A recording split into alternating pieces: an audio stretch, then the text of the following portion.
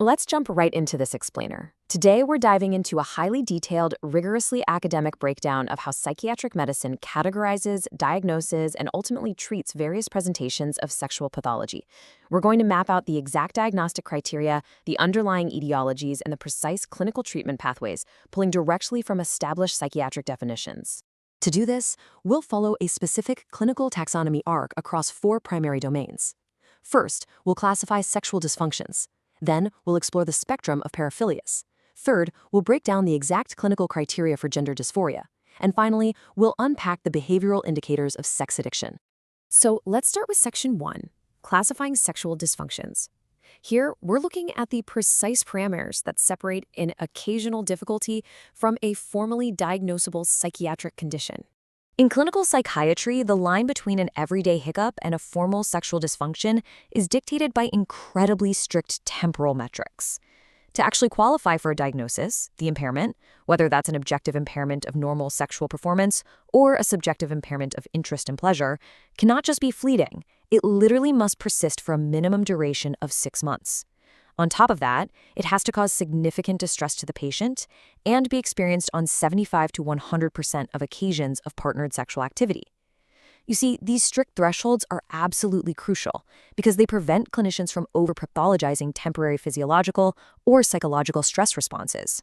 Now, when clinicians are trying to figure out the etiology or the root cause of an impairment, they look for very specific diagnostic clues. It's kind of like a clinical puzzle.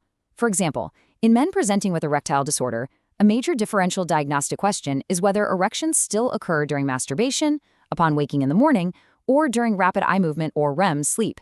If the physiological mechanism is still intact in these solitary or unconscious states, the etiology strongly points toward a psychological cause rather than a biological or structural deficit.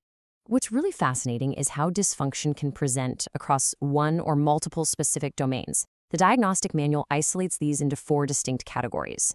The first domain involves deficits in sexual desire and overall enjoyment. The second centers on genital response, which means erectile impotence in men or a lack of physical arousal in women. The third domain involves the orgasmic phase itself, presenting as premature or delayed ejaculation or broader orgasmic dysfunction. And finally, the fourth domain involves genital pelvic pain or penetration disorders, where the physical act of intercourse induces marked pain or involuntary muscle tensing. When you apply these domains clinically, you see very strict diagnostic differences between male and female presentations. For men, subtypes include male hypoactive sexual desire disorder, which is marked by absent erotic thoughts, as well as erectile disorder. It also includes delayed or premature ejaculation, with the latter being strictly defined as occurring approximately 1 minute following vaginal penetration.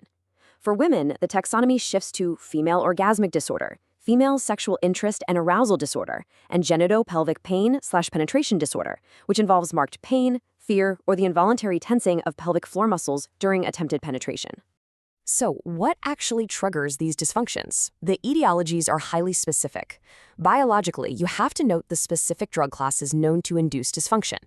We're talking beta blockers, calcium channel blockers, benzodiazepines, various psychotropics, antihistamines, and even prolonged use of stimulants. Psychologically, the clinical picture often involves negative body image, performance anxiety, significant life events, or a history of abuse. And here's a critical data point. Sexual dysfunction in patients suffering from depression is estimated to be up to 50%. That is a massive overlap, highlighting a profound link between psychiatric health and sexual function. Because the etiologies are so varied, they dictate a structured 3-step clinical treatment progression. Step 1 is foundational, psychoeducation and reassurance. Step 2 advances to behavioral therapies, like dedicated sex therapy, sensate focus techniques, or the squeeze technique. And Step 3 introduces pharmacological intervention, like utilizing PDE5 inhibitors for erectile dysfunction or prescribing SSRIs specifically to treat premature ejaculation.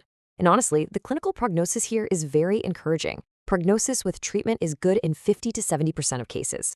Okay, having established the framework for dysfunctions of normal sexual processes, let's move to Section 2, the spectrum of paraphilias, where we examine specific subclassifications of sexual preference disorders. The rigid psychiatric definition of a paraphilia hinges on an abnormal preference that is predominating and causes distress, impairment, harm to the patient, or a risk of harm to others. Again, observe the clinical anchor here, a strict 6-month duration. Merely having an atypical fantasy does not meet the diagnostic criteria.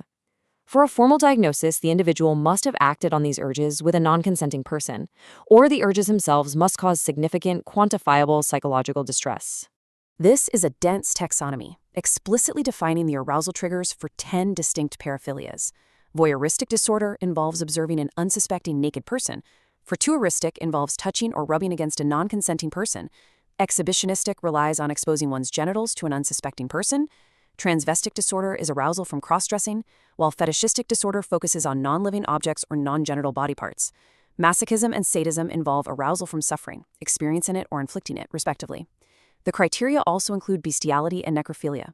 Importantly, pedophilia has highly specific diagnostic markers. The individual must be at least 16, the targeted child must be 13 or younger, with a mandatory age difference of at least 5 years.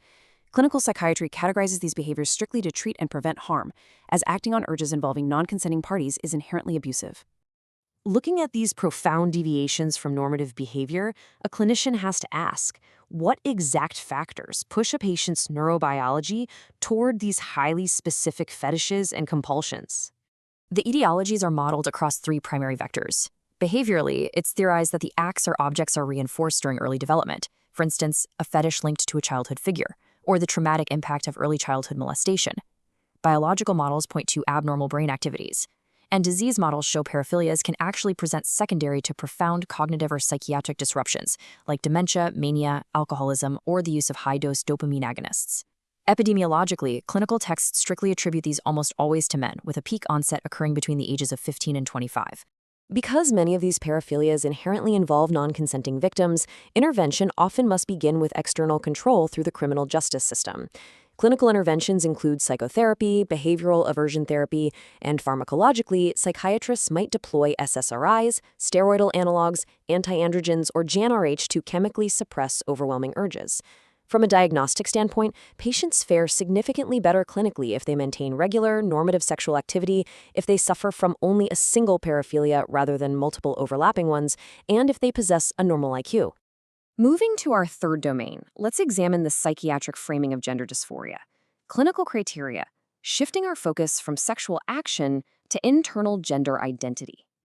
To meet the clinical threshold for gender dysphoria, the DSM-5 requires a continuous 6-month period of experiencing at least 2 of the following specific internal conflicts. 1. A marked conflict between experienced gender and primary or secondary sex characteristics.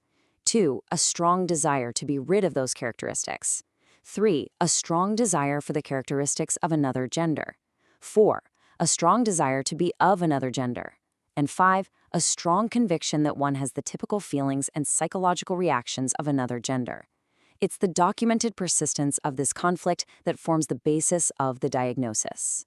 When we look at the etiology and epidemiology here, clinical literature points to genetic contributions, the influence of prenatal sex hormones, variations in sex dimorphic brain structure, and psychosocial reinforcement.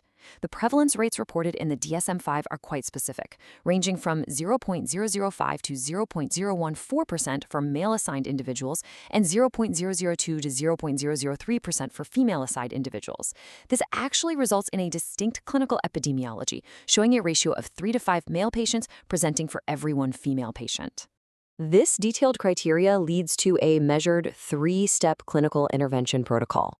Step 1 is a period of watchful waiting, allowing clinicians to monitor the persistence of the dysphoria over time.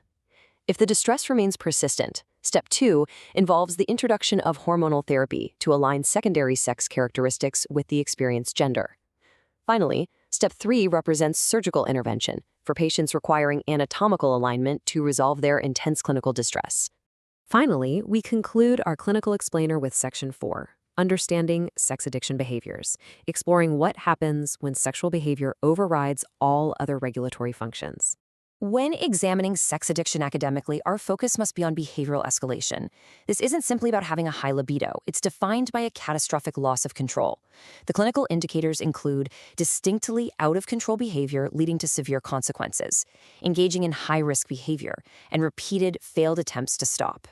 There is a profound intrusion of obsession and fantasy, a physiological need for increasing amounts of sexual activity to achieve baseline relief, severe mood changes, and an inordinate amount of time spent solely pursuing sexual activity.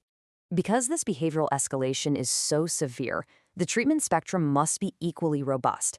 It ranges from community-based self-help groups and structured behavioral therapy all the way up to secure inpatient treatment units designed to break the compulsive cycle. On the pharmacological side, psychiatrists will often prescribe SSRIs and in severe cases use compounds like medroxyprogesterone specifically to artificially reduce the patient's libido, giving therapeutic interventions a window to actually take hold. I want to leave you with a final thought on how these strict psychiatric taxonomies attempt to capture the vast complexities of human sexuality. We've traced the precise metrics, the 6-month durations, the specific symptom counts, the pharmacological interventions that strictly define dysfunctions, paraphilias, dysphoria, and addiction. But as medical science constantly evolves, we have to ask ourselves, how do these rigid, academic, clinical definitions challenge, shape, or perhaps even constrain our fundamental understanding of the boundless variations in human behavior? Thank you for joining me for this explainer.